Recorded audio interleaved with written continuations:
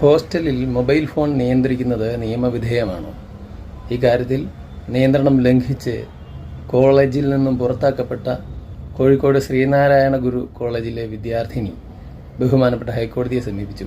ഹൈക്കോടതിയുടെ നിലപാട്, ആദ്യം മൊബൈൽ ഫോൺ നിയന്ത്രണം മാതാപിതാക്കളുടെ താൽപ്പര്യപ്രകാരമാണ്, അതായത് കുട്ടികളുടെ പഠന നിയന്ത്രണത്തിന് ആവശ്യമെന്ന് ആയിരുന്നുവെങ്കിലും പിന്നീട് ഇത്തരത്തിൽ മുൻപ് കുട്ടികൾ ലൈബ്രറികളെ ആശ്രയിച്ചിരുന്നതുപോലെ വിവരശേഖരണത്തിന് ഇന്ന് കുട്ടികൾ മൊബൈൽ ഫോണാണ് ഉപയോഗിക്കുന്നത് എന്നും അതുകൊണ്ട് കുട്ടികളുടെ വിവരം തേടുന്നതിനുള്ള, ഇൻഫർമേഷൻ കളക്ട് ചെയ്യുന്നതിനുള്ള അവകാശത്തെ ഹോസ്റ്റലുകൾക്ക് നിയന്ത്രിക്കാനാവില്ല എന്നും കാണുകയായിരുന്നു.